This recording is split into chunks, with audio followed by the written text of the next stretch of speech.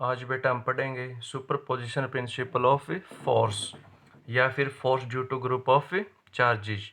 तो बेटा इसमें क्या है कि जो चार्ज है ना उसका हम ग्रुप लेके चलेंगे, यानी बहुत सारे चार्ज लेके चलेंगे।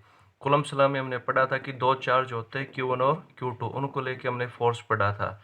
लेकिन यहाँ पे जो चार्ज है उसका एक ग्रुप होगा, यानी Q1 Q2 up to Qn बहुत सारे चार्ज होंगे, तो उनके कारण जो फोर्स होगा उसके बारे में पढ़ेंगे। तो यहाँ पे जो इस क्वेश्चन का दूसरा नाम है वो क्या होता है, सुपरपोजिशन प्रिंसिपल ऑफ फोर्स। ठीक है, तो इसमें मान के चलते यहाँ पे कोई भी एक चार्ज है और उस चार्ज का नाम हमने क्या रख दिया, क्यू नोट। कौन सा चार्ज है ये, क्यू नोट चार्ज है। अब जैसे हम लेके चलेंगे, ये अपनी एक्स एक्सिस होगी, ये अपनी वाई एक्सिस होगी। तो ये जो क्यू नोट चार्ज है इसके आसपास हम बहुत सारे चार्ज लेके चलेंगे, चार्ज का एक ग्रुप लेके चलेंगे। तो मान के चलते यहाँ पे कौन सा चार्ज है, Q1। यहाँ पे जैसे हमने मान लिया कौन सा चार्ज है, Q2। इस तरह से बहुत सारे चार्ज होंगे, तो लास्ट में जो चार्ज है वो हमने मान लिया Qn। तो Q1 Q2 up to Qn बहुत सारे चार्ज है। तो यहाँ पे जो Q नोट चार्ज है, इस चार्ज पे जो Q1 है वो भी फोर्स लगाएगा, Q2 भी फोर्स लगाएगा, Qn भी फोर्स लगाएगा। तो यहाँ पे Q नोट पे Q1 के द्वारा जो फोर्स लगेगा उसकी डायरेक्शन ऐसे होगी। तो ये फोर्स किस पे है, ये फोर्स लग रहा है Q नोट पे, किसके कारण, Q1 के कारण। तो इसको ऐसे लिखेंगे, और फोर्स कौन सी क्वांटिटी है, वेक्टर, तो डायरेक्शन होगी उसकी। तो यहाँ पे ये हमने एरो दिखा दिया। अब Q नोट पे और कौन फोर्स लगाएगा, Q2। तो Q2 के द्वारा फोर्स लगेगा तो वो इस डायरेक्शन में लगेगा। तो इसको हम क्या पढ़ेंगे कि ये फोर्स किस पे लग रहा है, Q नोट पे, किसके कारण, Q2 के कारण। इसी तरह Q3 होगा, Q4 होगा, बहुत सारे चार्ज है। तो लास्ट वाला कौन सा होगा, Qn। तो जो Qn चार्ज है वो भी लगाएगा Q नोट पे फोर्स, उसकी डायरेक्शन होगी। तो इसको पढ़ेंगे फोर्स ऑन Q नोट, किसके कारण, Qn के कारण। तो ये हमने यहाँ पे अलग अलग तरह के फोर्स दिखा दिए जो Q नोट पे फोर्स लगा रहे हैं।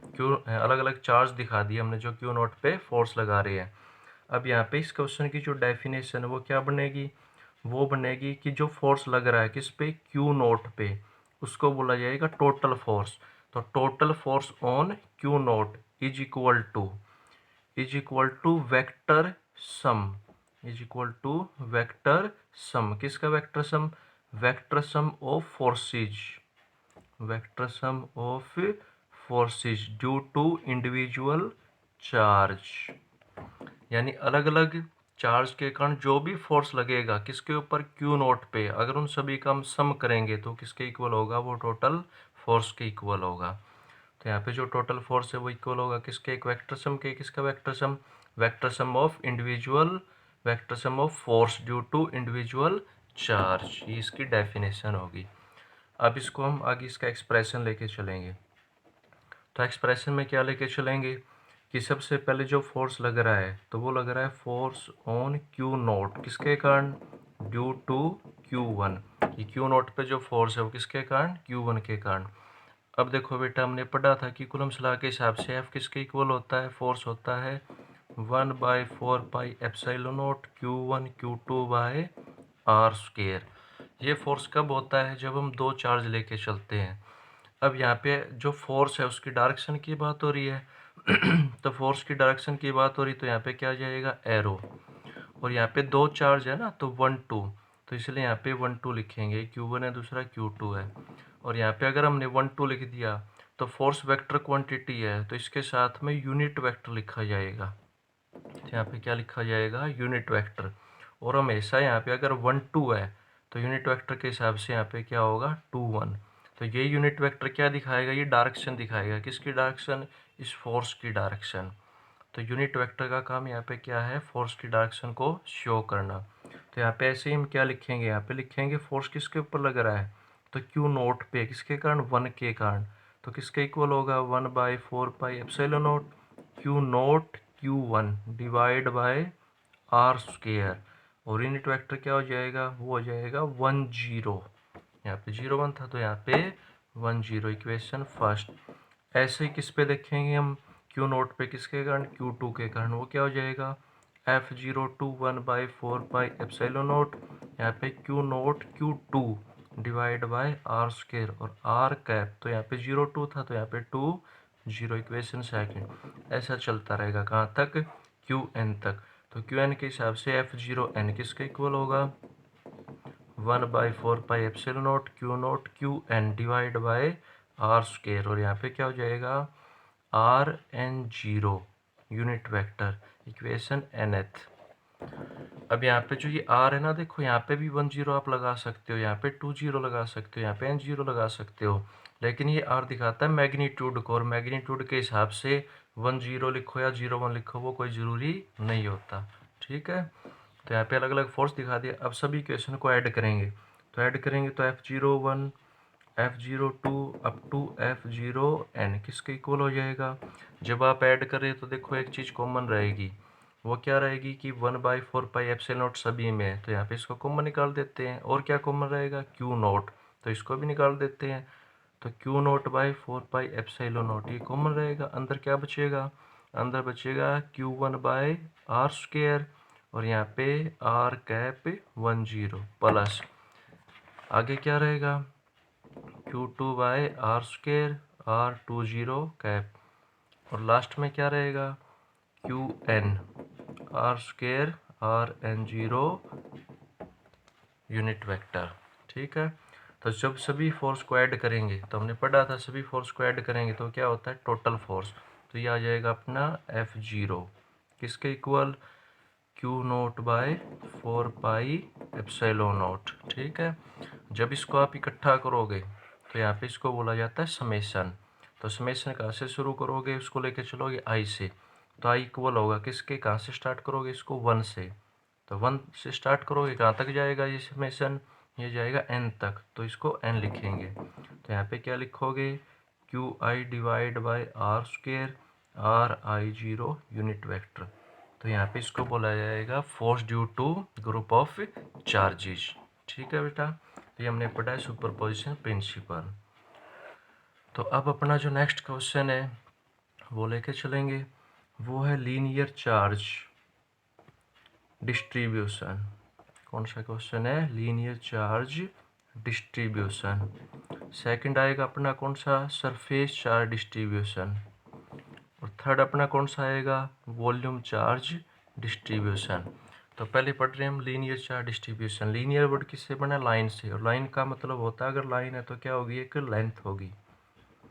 तो जब चार्ज क्या हो, डिस्ट्रीब्यूट हो यानी फैल जाए, चाहे वो पॉजिटिव चार्ज हो चाहे वो नेगेटिव चार्ज हो, तो जब चार्ज फैल जाए किसके हिसाब से, बॉडी की लेंथ के हिसाब से। जैसे हमने कोई भी एक बॉडी मान ली, और उस बॉडी की वो जो बॉडी है, यहाँ पे ये कोई भी बॉडी है, कैसी बॉडी, ये स्ट्रेट बॉडी। अब ये बॉडी की यहाँ से यहाँ तक क्या होगी, ये लेंथ। तो बॉडी की इस लेंथ के हिसाब से अगर इसके ऊपर चार्ज फैला हुआ है तो उसको हम क्या बोलेंगे, लीनियर चार्ज डिस्ट्रीब्यूशन। अब जैसे हमने यहाँ पे कोई भी एक बॉडी मान ली, और उस बॉडी के अगर सरफेस एरिया के हिसाब से चार्ज फैला हुआ है तो उसको क्या बोला जाएगा, सरफेस चार्ज डिस्ट्रीब्यूशन। और हमने ऐसी बॉडी ले ली जिसका वॉल्यूम हो, तो वो क्यूबिक बॉडी होगी। तो क्यूब शेप की हमने कोई भी एक बॉडी ले ली, तो यहाँ पे जो हमने क्यूबिक शेप की बॉडी ली है, अगर इस क्यूबिक शेप की बॉडी पे कोई भी चार्ज फैला हुआ है तो उसको क्या बोला जाएगा, वॉल्यूम चार्ज डिस्ट्रीब्यूशन। तो बॉडी के लेंथ के हिसाब से चार्ज का फैलना लीनियर चार्ज डिस्ट्रीब्यूशन, बॉडी के सरफेस एरिया के हिसाब से चार्ज का फैलना सरफेस चार्ज डिस्ट्रीब्यूशन, और बॉडी के वॉल्यूम के हिसाब से चार्ज का फैलना वॉल्यूम चार्ज डिस्ट्रीब्यूशन। तो बेटा यहाँ पे जो चार्ज है वो आप पॉजिटिव भी ले सकते हो, नेगेटिव भी ले सकते हो। तो ये थी 3 डिस्ट्रीब्यूशन। फिर इनमें एक टर्म आती है, वो होती है लीनियर चार्ज डेंसिटी। अब क्या पढ़ेंगे, लीनियर चार्ज डेंसिटी जिसका सिंबल होता है लैम्डा। यहाँ पे पढ़ेंगे सरफेस चार्ज डेंसिटी जिसका सिंबल होगा सिग्मा। यहाँ पे पढ़ेंगे वॉल्यूम चार्ज डेंसिटी जिसका सिंबल होता है रो। ठीक है, अब लीनियर चार्ज डिस्ट्रीब्यूशन क्या होता है, लीनियर चार्ज डेंसिटी क्या होता है कि अगर बॉडी की ये जो लेंथ है, ये लेंथ कितनी हो, 1 मीटर, अगर बॉडी की लेंथ कितनी हो 1 मीटर, तो इस पर जो भी चार्ज फैला हुआ है वो हम लेके चलेंगे क्यू। तो बॉडी की 1 मीटर लेंथ के हिसाब से अगर इस पर चार्ज फैला हुआ है तो उसको बोला जाता है लीनियर चार्ज डेंसिटी। तो लीनियर चार्ज डेंसिटी क्या होता है, total charge divide by unit length of body.